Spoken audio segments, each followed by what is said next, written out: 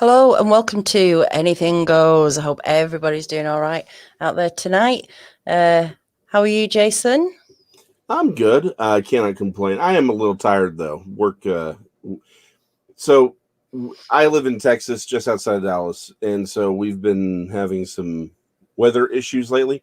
Uh, so a bunch of where I was, very luckily, did not. Well, we got hit hard, but my power grid stayed up, and my internet was a little spotty, but it worked, so I was still able to work. And unfortunately, all the rest of my team was out. So I've been pulling 12 and 14-hour days since like last Sunday. So I'm a little under the weather, but other than that, I cannot complain. That's good. That's good. I think we're both a bit tired tonight, aren't we? We decided we were just gonna take it easy tonight. Nothing too strenuous. We were going to do a few random questions that I've selected, and anybody in the chat, if you want to ask us any questions or you want us to talk about anything. Actually, we need to know what this is, don't we? Yeah, what is Crimson and Clover? I don't get that reference. No, it's purest form. Yeah. So if you could update us on what that means, that would be great. That's our question for you, people of the internet. Yeah, because I looked it up and I really couldn't make any sense of it, but I'm sure it means something to someone. Now you were going to, what you were saying about this electricity and the power thing and... Yeah, so first of all, like I said, we're going to take questions for the show because we're kind of out of it. But I will say this. What has disappointed me this week is how people have reacted to Texas losing power in general, right? There's sort of like the macro and the micro. The problem is we have in Texas, the problem is everyone wants to point to one problem, right? Or one thing. And it's like, well, that's your problem. No, it's not. It really isn't. The problem is fundamentally, most people don't understand what it takes to generate power and electricity and how this all even works. So they don't understand the complexities of and really the miracle of being able to go and turn on the light. Like they don't understand the complexities of that. This is not something, it's something we take so for granted that when you do have a major outage, you're like, well, but that's wrong. That's not how it's supposed to work. Well, guess what, honey? I'm sorry. Electricity is not natural. This is something that you're having to generate. Now, the problem is, why did it get this bad? Well, this is a 150-year kind of level storm. This was a natural disaster, this polar vortex. I live in North Texas. I'm planned and prepared for a good solid 2 weeks of ice. Like we get snow and cold all the time. Now, did it get like it got to, including wind chill, like below 13 degrees at one point in my house, right? That is too cold. Like that, like it never gets that cold here, but the idea of getting down to the low teens, and again, that's Fahrenheit, so I don't even know what that turns into Celsius for you. But it's like we're used to the low teens, right? Or 20 degrees, getting solid ice for about a week, no big deal, right? I know how to prepare for that. We're cool. So we were always fine. But we got sub-zero temperatures in Austin, in Houston, in San Antonio.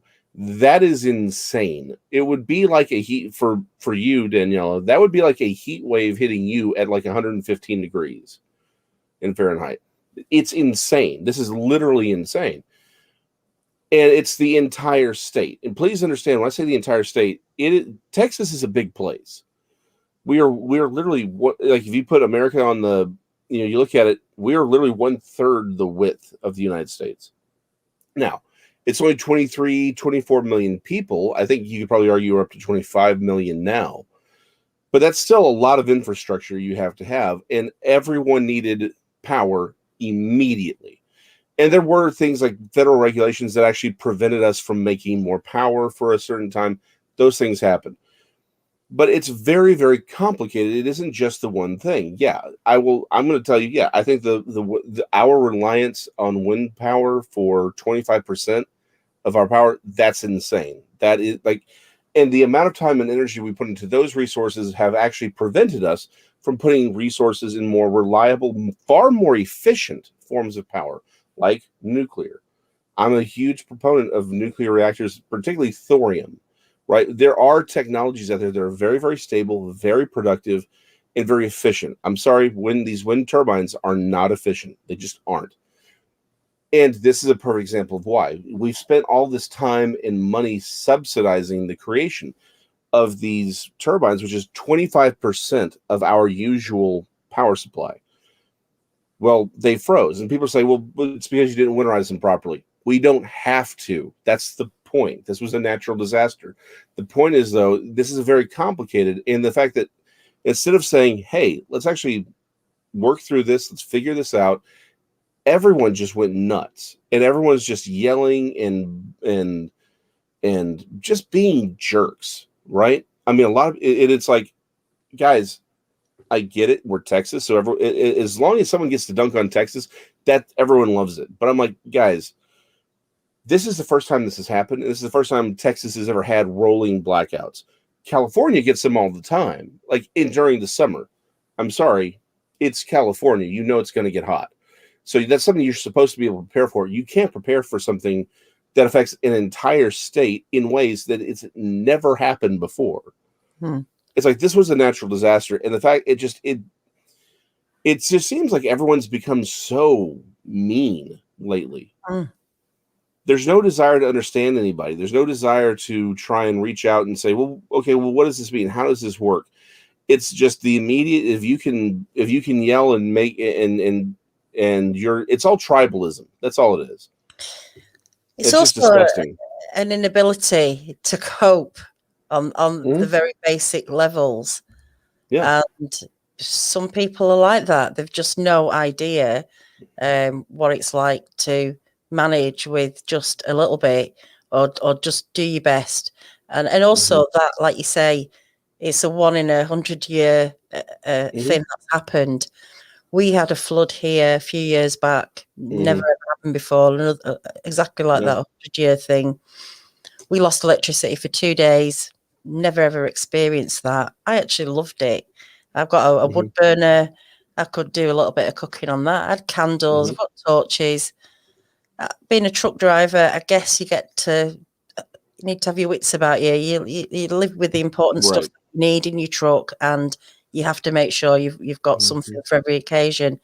And the people that were complaining, there was like they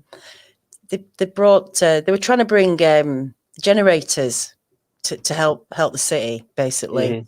And it was near Christmas, and they said, look, we're going to bring these generators. They're not going to last all day. So what we're asking is take all your Christmas decoration, your lights off, because little things like that. And they literally put these generators on, and within 20 minutes, everything went down because everyone had still had the decorations, the light. It's like, just turn them off. Just turn them off. And then they organised amazingly these hot food vans to come into the city that were cooking food. It was free for everybody, basically, or anybody that could get there. And you know, if anyone had gas, they could still cook. It was just electric. That was the problem. And I was actually listening to a radio show on the second night, and this guy had rung into a radio show complaining that this hot food van had not come to his street or something. And like, how was he going to manage? I thought, why don't you just make a sandwich? It's only for like 1 day. Just make a sandwich, or you know, have a salad, or just what is wrong with people not doing things for themselves? It's a bit like we have something called council tax here. It's a community charge. We all pay it. Anybody who's working basically pays it. I pay it. It's about £1,000 a year. It covers the bin, the refuse, the bin men come in to take my rubbish, the street lighting, basics, ambulances, the police, stuff like that, all percentages of it. And because the people now pay that, they don't have to do anything. So if there's any rubbish in the street, or if there's a bit of, you know, weeds or whatever around the outside of their house, they're not going to touch that because they're paying the council to do it. But once upon a time, we were all the community. We were all taking part in looking after. Just because we're now paying someone doesn't mean that you can't have a little bit of respect for the area that you live in, and you get together with your own community and clean up your streets. Or, it's people complaining, but not prepared to go out and do something to their environment. I mean, you're living here. If you want it to be nice, put the effort in. Don't sit back and wait because literally, I know we're all paying it, but there's not enough resources. There's not enough people to come and do all the jobs that need to be done when you want them done. It just doesn't work like that. Well, so I forget. I just forgot who. I think it's Squatching Cowboy. It's like, I mean, first of all, Texans were helping Texans. My complaint isn't about the Texans; it's about basically the rest of the country screaming about this. But trust me, there are people in Dallas who are screaming about this. But Texans were helping each other. That's what we do. But the problem is, it's the larger entitled mentality, right? That's the problem. There is an entitlement mentality, and again, I get a chance to see it firsthand, and we've been seeing it all over the country, right? It's the meanness again, and the meanness is nothing new, but it has definitely escalated over the last few years.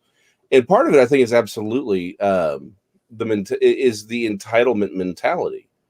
It's the I'm entitled to life being perfect and not ever actually having to do anything, or what I'm doing is sufficient for life to always be perfect. And that's just nuts. It's entitlement. It is a lack of accountability, a lack of personal responsibility. But at the same time, that is what our culture's been preaching for years now. You can't have personal accountability, right? That's the thing that we've been trying to avoid. And so the problem is you can't tell people their entire lives you have no personal accountability, and then when something bad happens, expect them to be accountable or expect them to do what's right. You haven't trained them. You haven't raised them to be people who expect things to go, to take accountability for their own life. Your story, actually, it reminded me of something that happened back during Katrina. There were people like major storm. Massive infrastructure, infrastructure was destroyed. It was terrible. Natural disaster. People were complaining about the food that was being given. These were they were handing out MREs and rations because there was no power, no fuel, no nothing. And people were complaining about that. And they're like, well, what am I supposed to do? Eat this? It's like, it's food because you don't have food because everything's destroyed. That's what and they were complaining about it.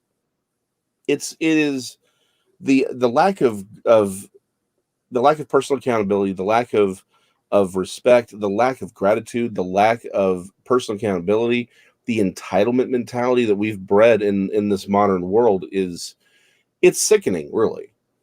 It is. It's something I really dislike about some people, like you say, the entitled, who've never done anything.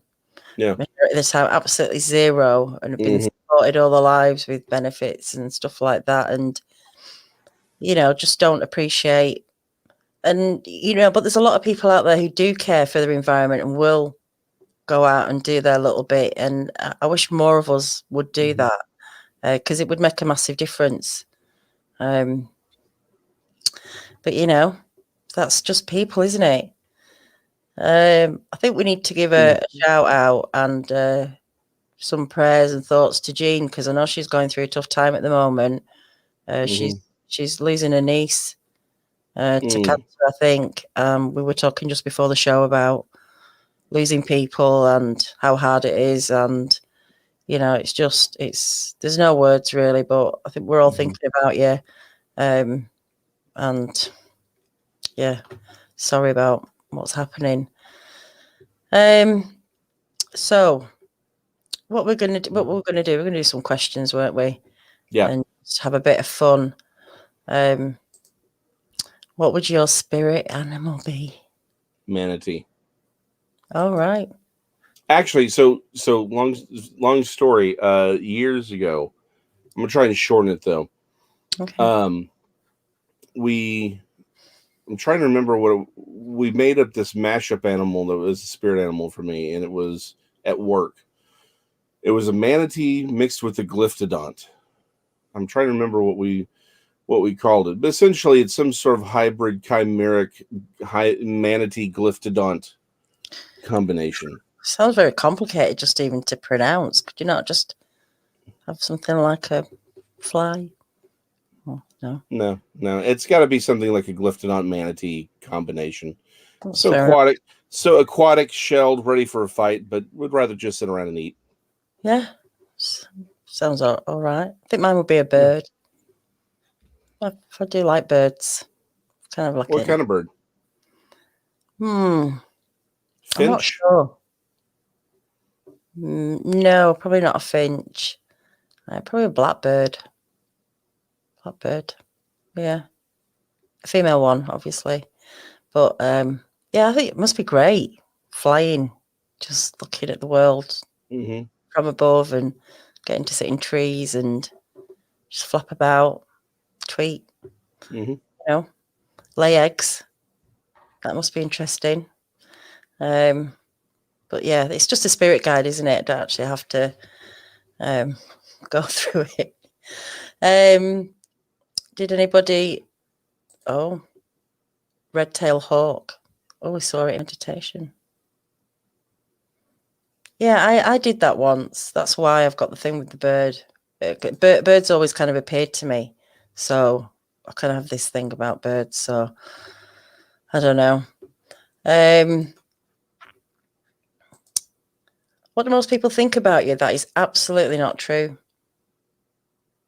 I don't know what people think about me, so I don't really know. That's all right then. Okay, I will say this: talented and intelligent, not true at all. Straight, I get this all the time, and I'm looking at people like, you need to get out more if you think I'm anywhere near those words. But beyond that, I don't know what people think about me, so I don't care to.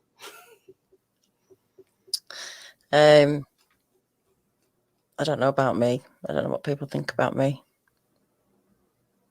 I think people maybe feel a bit intimidated sometimes, but I'm not like that. I don't mean to.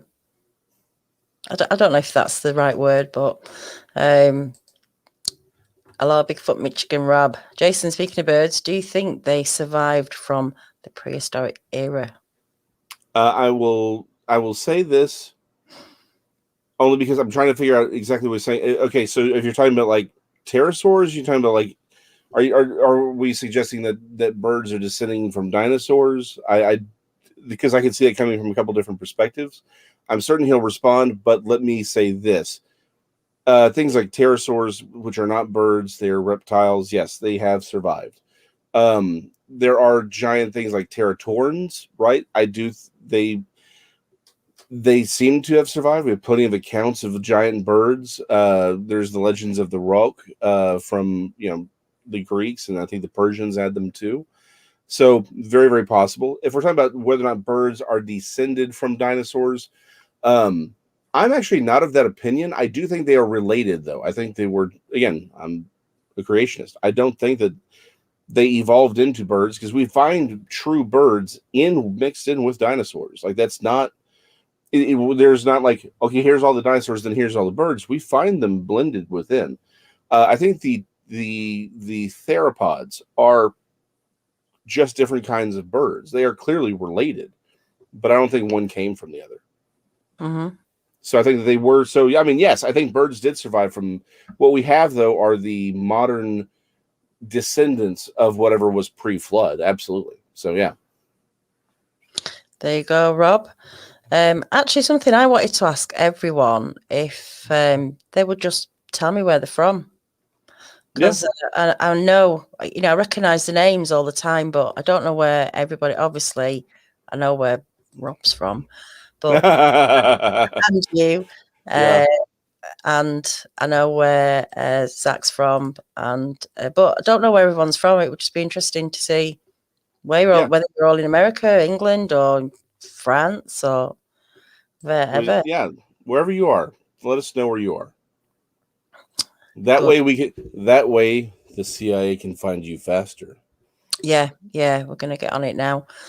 And so, right, this is an interesting one. The last thing you ate is now the only thing you can eat. How soon do you die? hold on. Actually, it's a good question. Well, so here's the thing. The last thing I ate actually was kind of balanced. So, probably a while for me. Mine was a chocolate eclair. So pretty quick. Pretty quick. It's not going to sustain me for very long, is it? No. Yeah, so I had so you can get burritos but without the wrapping. So it was steak and vegetables, peppers and onions, and so like I said, and beans and some. So I'll probably be okay for a while. Yeah. As long as I can throw some vitamins in there, I think I could probably be okay with that. So there's not a lot in chocolate eclairs, is there? Nothing but delicious death. Yeah. So yeah. I try and kind of honey roasted cashews. Yeah, you're they would be nice. They wouldn't last long though, but I love those. Dehydrated mangoes as well. Love that. Love to chew on. Yeah. Those. My wife loves those dehydrated mangoes. Yeah. Nice. I can't complain about them. I do like them too, but no, I'm not a big sweet guy. Yeah, I do love those. Little Debbie's. These Little Debbie. Oh, you don't have Little Debbie's. Little Debbie's. Little Debbie is the name of a baking company here in the U.S. They make little snack cakes and things like that. Right, got you. So there's a few people from Texas area, Oklahoma, Michigan. Seen a few Michigans, Seattle, Missouri, Boston. Going back to food. No, I do like chicken noodle soup. That's probably the best thing to keep you going. If that was the only thing you could eat, that's got to be pretty healthy. Yeah. Well, they say chicken is, what did they say? Chicken soup for the soul. Yeah. Yeah.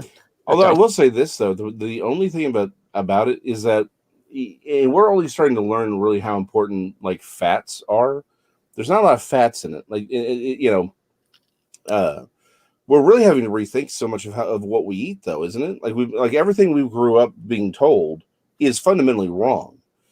And so we're now having to understand, it's like, no, you need those good fats. You need, like, you don't really want lean food. You want food with fat in it, so that because that's what your brain runs on. So it lubricates your arteries. Like there was, I mean, even a few years ago, people were saying, no, you can't have fat. It's bad for you.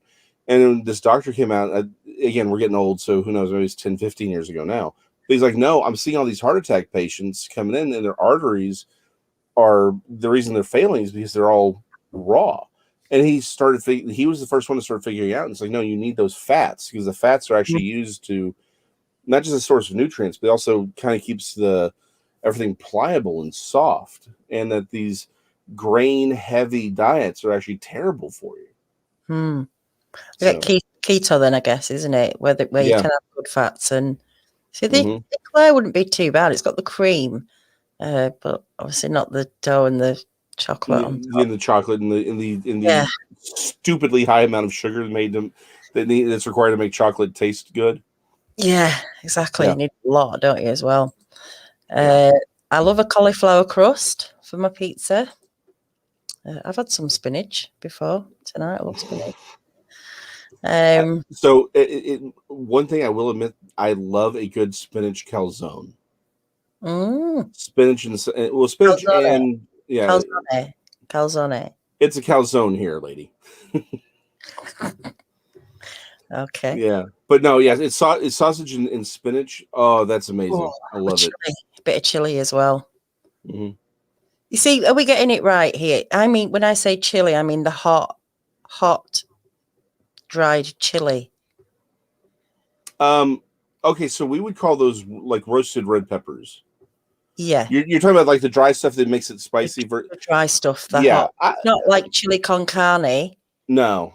So here's the thing. I knew what you meant because, again, I'm a bit of an Anglophile. I get what you were saying, right? The roasted red peppers, that's what we would call it. Because for us, chili is going to be more like again, what Texas is known for, the Texas red chili, which is addition to itself. Well, we have peppers. Yeah. Then we have chilies. Yeah, I get it. Yeah. So that's the hot peppers, I guess. Yeah. But we call them chilies. So, yeah, I like chili in my calzone. And I like to say calzone because, semi Sicilian here, worked in a restaurant making calzone. So that's just how we do it over here, Jason. I understand. Look, hey, I mean, every place, I like the fact that every place is going to be a little different. We're going to have different pronunciations, different types of foods. I think it's what makes the world go round, right? I mean, at what point did difference become okay? I'm about to say something really stupid here because difference has always been the thing that divides us. But what I mean is, there used to be the value of doing something different, of experiencing something new, of finding out those local flavors and local things. It's like at some point, like we were all raised to believe that was a good thing. At some point, it's like, nope, everyone's got to be the same. Everything's got to be right in line. If you deviate at all, then you're evil. Like I just don't know when that happened. I just had to go back to something that there was a comment left after last week's Anything Goes, my spider story, and the poor crickets that I had to freeze, and Mary Pet. I'm sorry, Mary, I can't say it right, but I think it's Pet Fur. She's put all those poor crickets. She said, I had a Christmas decoration candle, went to put it away, and a spider was living in it. Oh no, I can't evict it. Anyway, it stayed there 8 weeks. I called it Tony. He used to put minced beef in there once a week. Now, I wish I'd have known about the minced beef because I wouldn't have bought those poor live crickets. Those poor live crickets. Yeah, but she managed to keep it going for 8 weeks. The spider died, went to check on it, all dried up. I'll be honest, I cried, buried it in the garden, had the lolly sticks as a cross. So she said, well, my story's not silly. So I'm just, thanks for writing in and letting me know about that. That makes me feel loads better. But better that it wasn't just me who made a pet spider, had a pet spider. Anyway, we'll move on from there. So hold on, but does the minced, like, I didn't think the spider could consume like a minced beef. It probably just like suck the juices out of it, won't it? Like it does a fly. I don't know. Maybe. Raw. I think it was a raw. She said just like a grain. I'll have to try it next time we get spiders. Maybe. Yeah. Maybe not.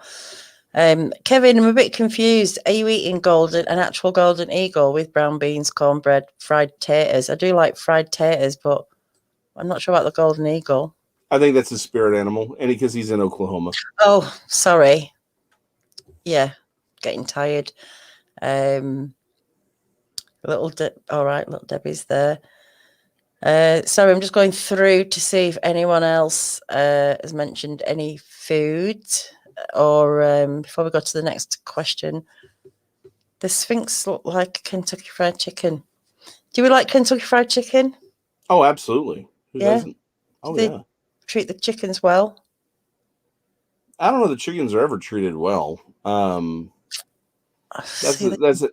See, and this goes back to the whole question of the mass, sort of mass agriculture versus small family farms. Like those, there is a massive difference there. I mean, by and large, I think the animals are treated okay, but yeah, I mean, there's some aspects of the large industrial agriculture that I'm not a big fan of, to be honest. No, but yeah, I do love a good Kentucky Fried Chicken, though.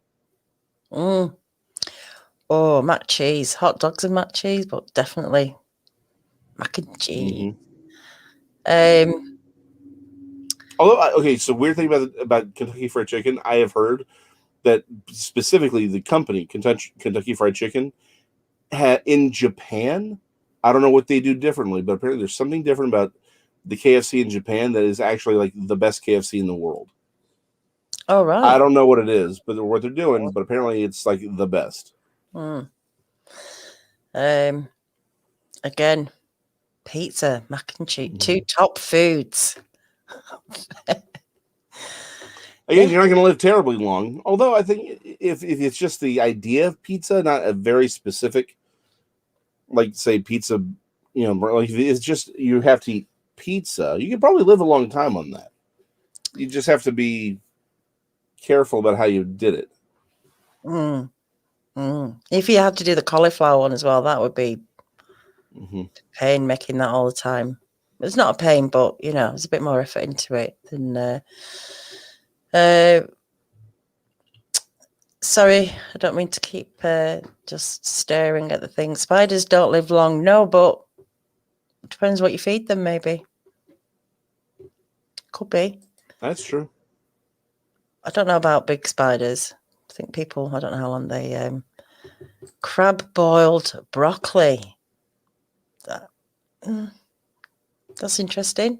Have you had that? Crab boiled broccoli. Maybe it's crab and boiled broccoli. Maybe his spirit animal is a crab. And he's had boiled broccoli. That makes more sense to me. Yeah, I can see that. Yes, that's what I like to hear. Chickens are looked after.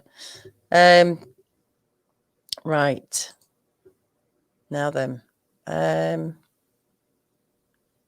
What was a random compliment that someone gave you that really stuck in your memory? Or what was like the best advice or something that you were told and it's always kind of stuck with you? That's a good question. I'm trying to think. I don't take compliments well, so I don't know that any of them have really ever stuck with me. There's one guy who told me I was the best artist he knew, and I was his favorite artist. I don't understand that at all. I'm like, you really need to get out because there are people way better than I am. I think the advice that it's not a bit of advice that has stuck with me. The older I get, I think it's more growing up as a mechanic that has stuck with me, which is the idea that everything breaks. Entropy always wins. I know that sounds cynical, but what I mean is, from a very philosophical understanding, it's like everything's going to fail. Everything's going to break. At some point, something will go wrong, right?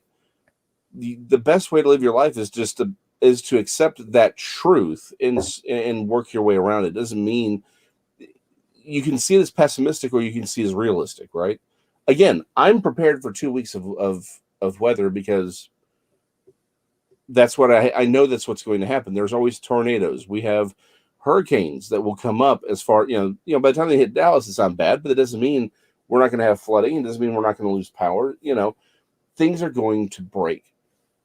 So for me, knowing that things are going to break it makes life a little bit easier. Understand that that's reality. So I guess that would be my bit of advice, is just understand that there's not going to be something that's so foolproof that nothing can go wrong. You have to make plans as if something can go wrong or something will break.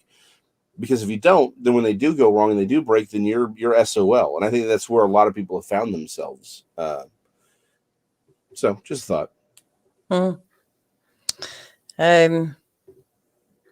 don't know what mine is. Other than something that was told to me almost when I was probably 10 or 11. And it was a family friend who I used to kind of look up to.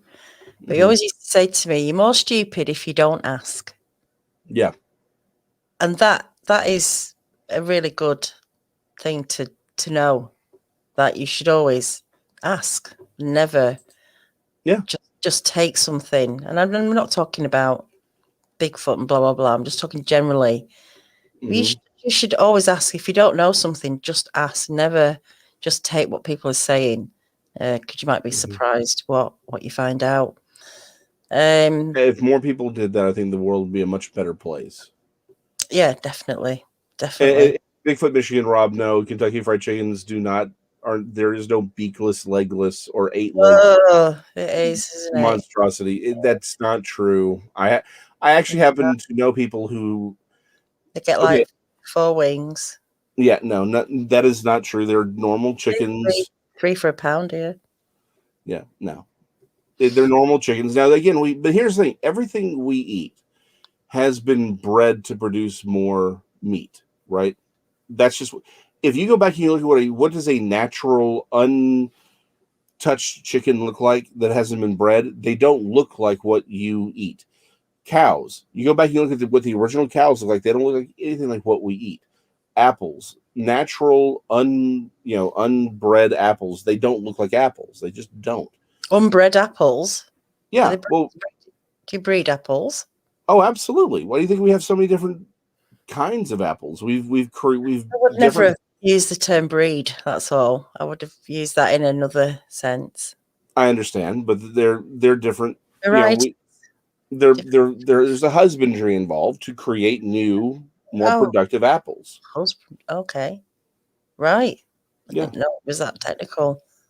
It is. It is. Okay. Agriculture is an amazing thing. It's worth looking at. People who don't grow up near farms or have contact with that, they need to know where their food comes from, because the problem is people do think food comes from the store.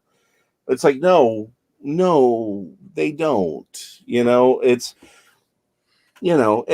people need to understand what it takes to get food from it. If you don't even want to understand the history of it, please at least understand how it's produced gets to your table. Like, the fact that you can go to a store and buy food is a miracle of modern technology. Like, during the whole COVID thing, people were like, well, why is everyone freaking out about not being able to have certain processing plants? It's like, because the animals, in order to, it's like, you can grow them to a point and then you have to slaughter them. If you don't, you're going to have overpopulation. And that's a problem. Like, people don't understand how complicated all this is. And if you disrupt it, you've got a problem. Marianne, cross-pollination actually is theorized to be the origin of lemons. However, some people believe it's actually humans who were growing. It's a lime, because lemons are actually a cross between a lime and some kind of tangerine. All right. And so the belief was that it maybe happened not deliberately, but they were growing them side by side and they cross-pollinated, and now we have lemons. So when people tell you the old, if life gives you lemon, make lemonade, I'm always going to point out the problem is life never gave you the lemons, people did. Exactly. And let's face it, the root problem of all of our lives is us. So it's not life giving you lemons, you did. Yeah. You shouldn't make lemonade out of it. I'm just saying. Yeah. It's probably your fault anyway. Exactly. Jean says, my dad always told me, if you're meant to drown, you won't get hit by a bus. Stop worrying about it and get out there and live life. I agree. That's a good one. Yeah. Anything cooked in crab boil is good. So I guess crab boil is like a stock. Okay, I can see that. Fish stock or crab stock or something like that. I can see it. Actually, that sounds really good now that I think about it. So now I know it's a stock, like a stock, or I can see that. That actually sounds really good. Three-legged chickens are good, but hard to catch. I bet. It's always that problem, isn't it? That's a good one as well. Don't, the hand that feeds you. Fried bread or Indian pogos. Okay, yeah. What are those? I don't know what a pogo is, but I know. I know the fry bread. I love me some fry bread. Do you like what do you call it when you get the whip up some eggs, dip your bread in the egg, and then fry it in a bit of butter? Oh, well, it depends, but I think you're talking about, like, for breakfast, that would be French toast. There'd be sugar and cinnamon involved. That'd be like a it doesn't have to be sugar. I don't do it with sugar and cinnamon. I just do it with the egg. Salt and pepper and okay, so more savory. You know what? I don't know what we would call that, because usually, again, over here it's mostly a French toast. Yeah, we call it French toast or eggy bread. Gotcha. Oh, okay. So I've heard of egg bread, but it's usually a little different. But yeah, I mean, I think we tend to go more sweet than savory on that. But my wife does. But I think an egg bread, I've seen people do it. And usually, though, we're doing eggs and bread separately. So, Victor, first time here. How often do you have a show? We do Saturday nights, Bigfoot Cafe, and then the after show, and then I'm here with Jason on a Sunday night. Just hanging out, talking whatever. Anything goes. We talk whatever. You might talk about anything. Hold on, Strangeland. My wife does that. I'm not that far down yet. I'm still going through. Oh, okay. Well, I'm just saying. I know you're on top, but I'm trying to go back and see what people have said, so don't. I'm sorry. But carry on. I mean, it's probably that was he was just like, they call it man in a boat. It's just it's bread that's been pan fried, but you have a circle cut out of it and you put the egg in it. So my wife does that. She loves those. Right. It's very creative. I've missed loads. Sorry, I don't like roasted elk with garlic. That sounds good. Okay, mountain lion. So, I talked to someone once who was killed a bobcat, and I said, "Oh, do you eat bobcat?" And they were like, "No." So I was like, "Okay," and so I always thought like cats and lions were kind of the same thing. So wouldn't it kind of be the same meat? I don't know. I'm gonna just have to claim ignorance on this. I've never had mountain lion or bobcat, but I could argue, or I could see the argument being that bobcat and mountain lion are different enough, probably due to size and maybe diet, that they'd be different. I just don't eat predators. Now, I'm not saying you shouldn't eat a predator if that's what you need to, right? Because there's a difference between, what you have to do and what you in general. Though I don't think eating predators is a great idea, only because of the parasites that predators will often take. So I'm out on that one. I wouldn't know. But yes, bullseyes. I forget what they're called. I didn't grow up eating them. I've heard bird in the nest also, but bullseyes is what my wife called them. I just don't eat it all the time. I'm not really a breakfast person. No, it's fair enough. Well, you might not. How do you like your eggs? How do you have yours, cheese freak? How do you have yours when you're doing them? That's a great question. I do like. Well, see, I'm not a big fan of eggs on their own. I love omelets.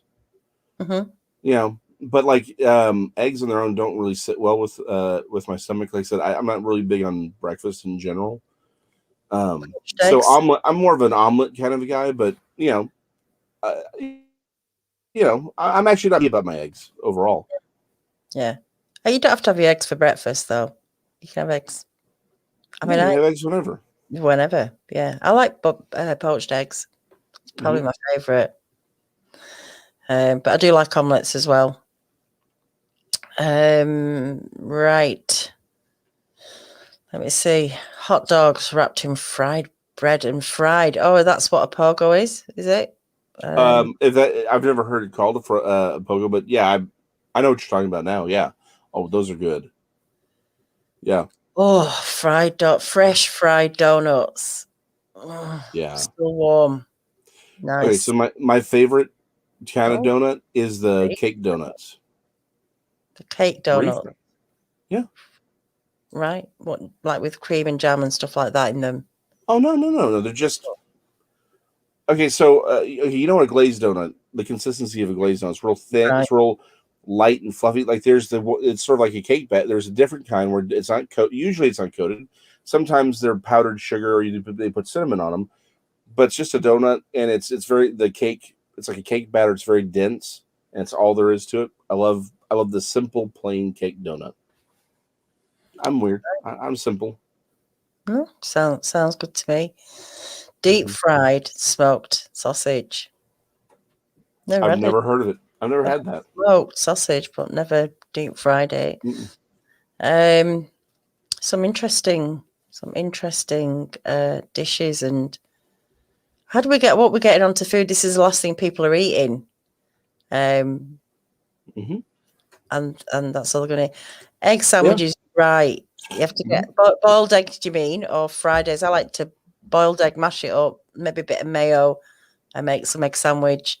or fried egg butties are pretty good as well. How do you like those, Brent? Yeah, I'm a bigger fan of fried egg for a sandwich. Mm. Fried egg and cheese Oh, on toasted. Yeah, dippy eggs. They're a little bit. You've got to get it right, haven't you? A dippy egg. If that white is too runny, it puts me off. But I've got to have like the runny yolk. So I don't know. It's a little bit. Me too. Me too. This happens every time we talk about food.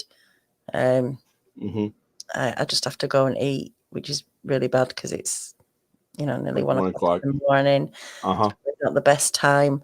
Never heard of this. A roast beef Western omelette. That sounds interesting.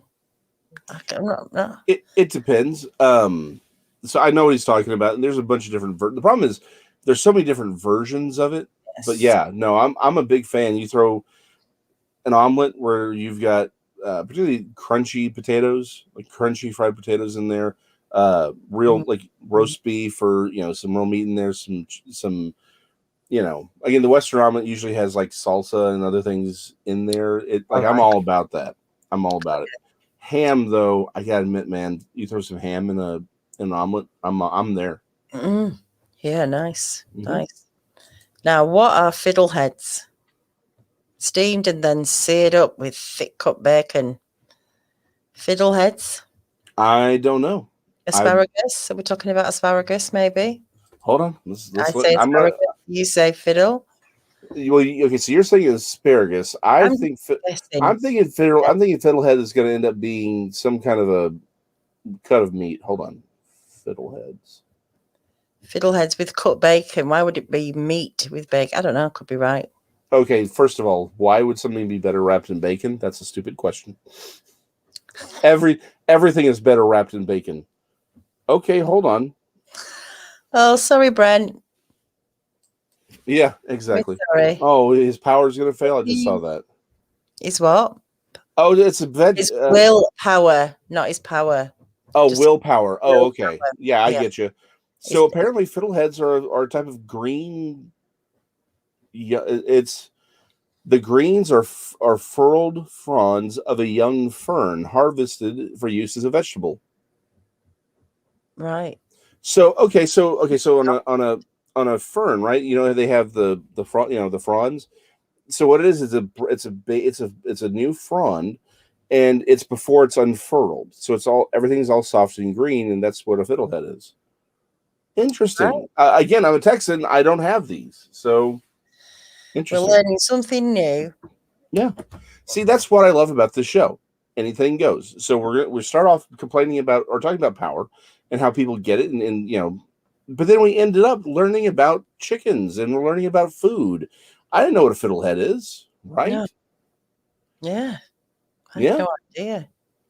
So before you go, anyone goes plucking ferns, if you have ferns, I would do a little more research on that. Just saying. Definitely. Yeah, don't go eating wild plants without doing a little more research. No. And they'll all be coming out now, actually. Next month. Spring's coming in. We'll start getting the little ferns, and then I'm looking forward to the bluebells. We've got some amazing woods out here that are just littered with wild garlic and bluebells, and I'm going to be taking some walks out there when that happens, when I do my walkabouts. Because wild garlic, if you pick those leaves, tender little leaves that come up, beautiful, put it into salad or chop them up, put them into soup, put them into anything. Really, really nice.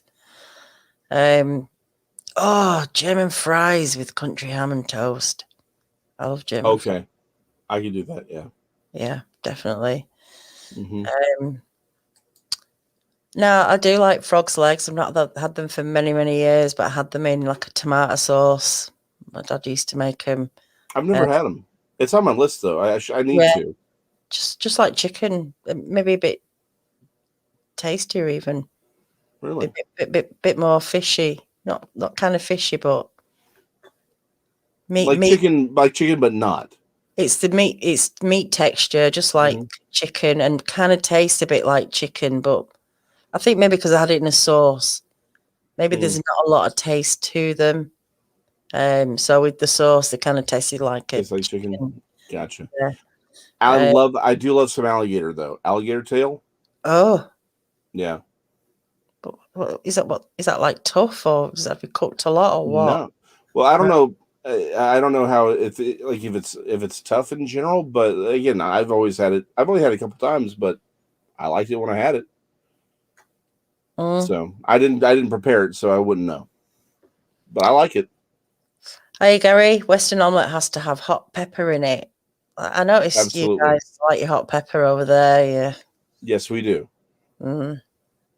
I do like it, but I don't want all the time. It's a bit, but yeah, it's addictive, isn't it? Chili, it's a little bit addictive. Max is pointing out on the fiddleheads, the again, like we said, never eat wild food without doing research, but apparently he's saying you have to boil them or they are poisonous. This goes back to why I say eating wild foods is something you want to research before you ever even think about it, because I assure you stuff like that is true. Like cashews. I think my understanding is cashews are poisonous before they're cooked, right? Lobster. You have to basically cook the lobster alive or it will kill you. I don't know how they do the tail thing, but like there's these things you kind of have to know. A lot of foods aren't what you think they are. And sometimes they have to be prepared very specifically or it could be toxic. So just saying, stick to the store unless you know what you're doing.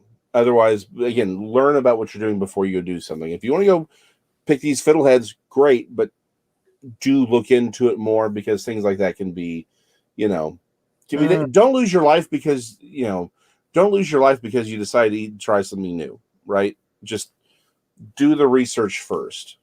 I'm doing it here. That's all I'm saying. Or die. Yes. Larry, what do you mean? Are you talking about the flour? You're talking about the flour, like you would do maybe a nasturtium. You can eat the flour and the leaves, can't you? Some people deep fry them. Yeah. I don't know how, they're quite delicate, aren't they? Flowers. Yeah, you're right. Killed by Bigfoot. It's frog's legs, very lean. Chicken wings. That's kind of what it tastes like. Lobster tamale. Oh, I can do the small ones. The little winkles, what do we call them? I can't do big snails.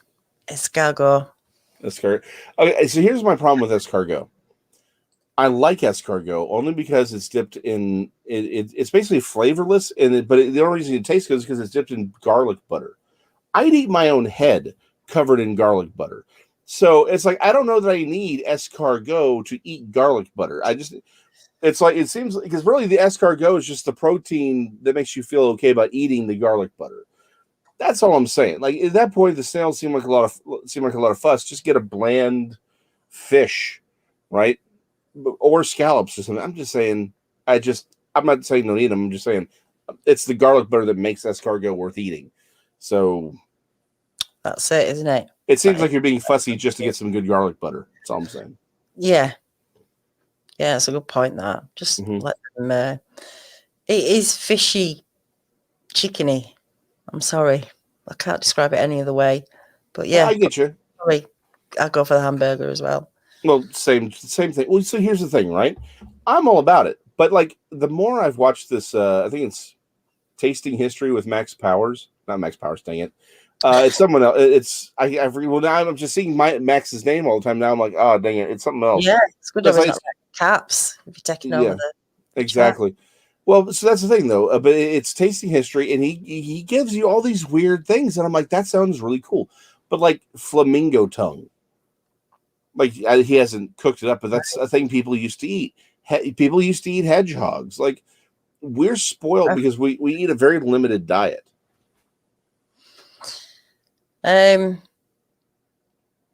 Beef tips. What's the tip of beef?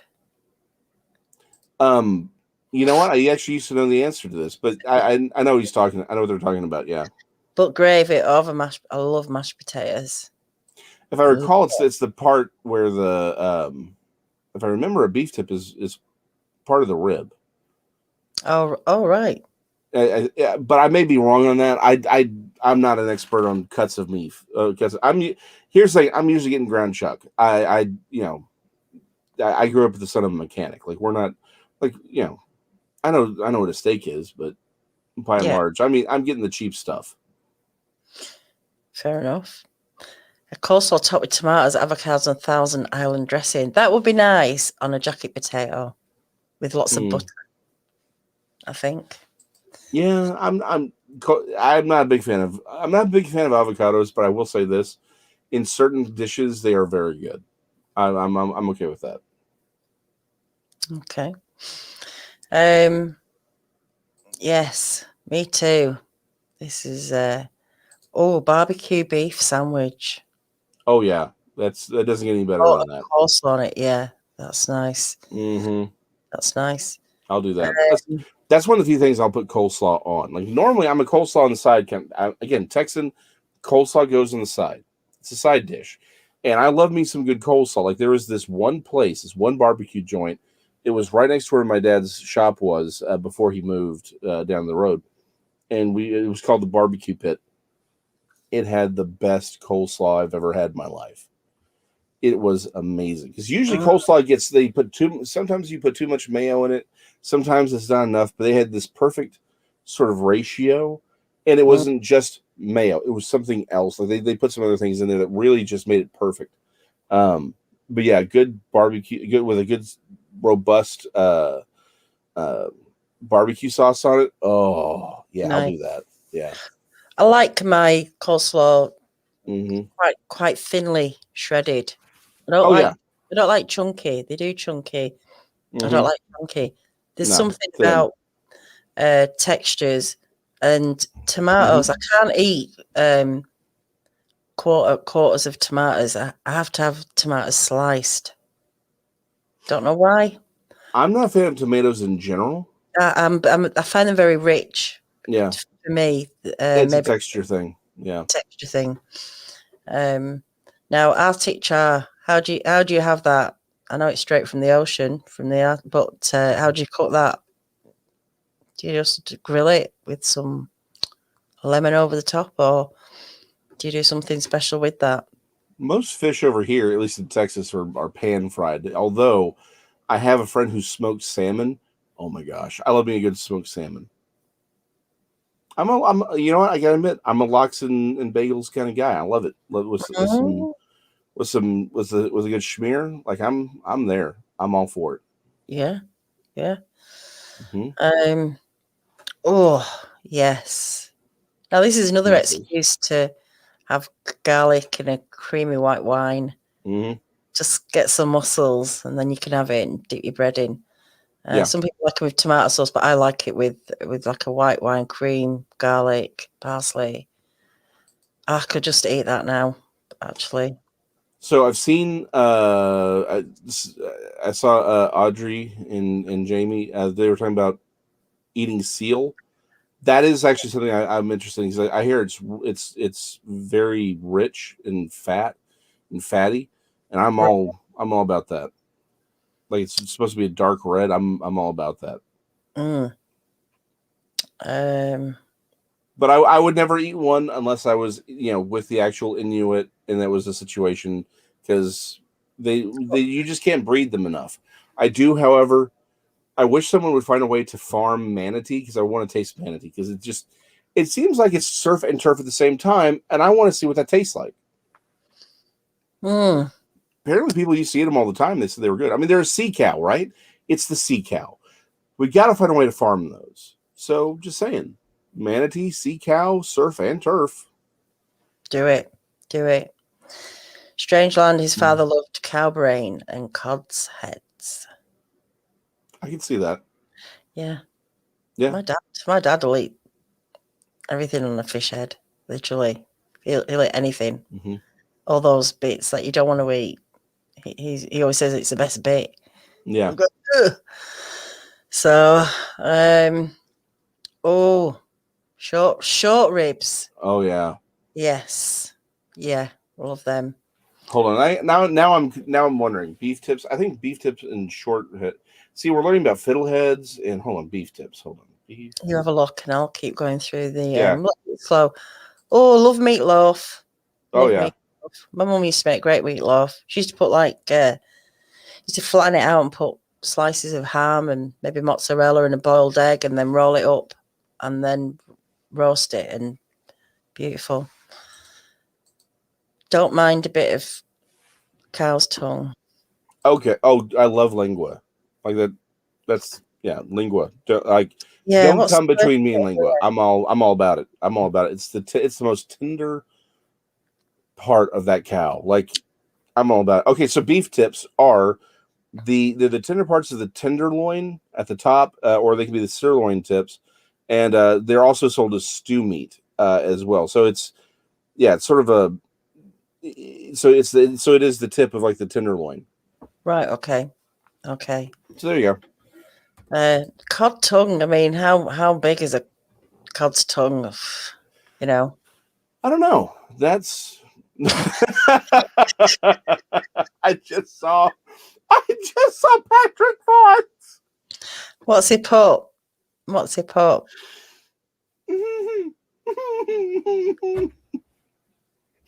I can't see it yet. I'm so far behind. Oh, Is it deleted? Is it still there? Which one is it? Texas armadillo eggs. Oh, right. Okay. Yeah. I'm not going to address that. Oh, right. Okay. Oh, angel food cake and strawberries. Yeah. Oh, that's good. Yeah, I love angel food cake with strawberries. Like that's it. That's it right there. Popcorn shrimp coleslaw. I'm betting that.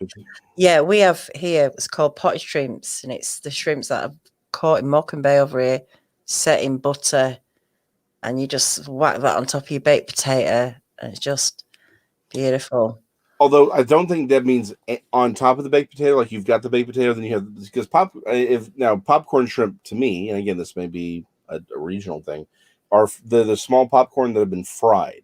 They've been deep fried, and so I'm seeing this as fried small popcorn shrimp, coleslaw, and then a baked potato, and that baked potato could be done up with butter and bacon and other things. Oh right, I see. Okay, I got you. Well, it's been interesting. I'm really hungry now. I'm probably going to go and get something to eat, even though it's time for bed. We've come, we're over our hour. Thank you, everyone. It's been interesting tonight to get to know what you like to eat. And I'm not quite sure how we got onto all these foods other than what was the thing that you ate. It's great how we've done it. Who knows? Yeah. So again, it's like we started asking questions, and we got to how this is the beauty of the channel, right? We talk look about all things. We learn what a fiddlehead is, what a beef tip is. Like I mean, I've always heard of beef tips. I just didn't know what it was specifically. All kinds of fun things that we've learned. Now we know.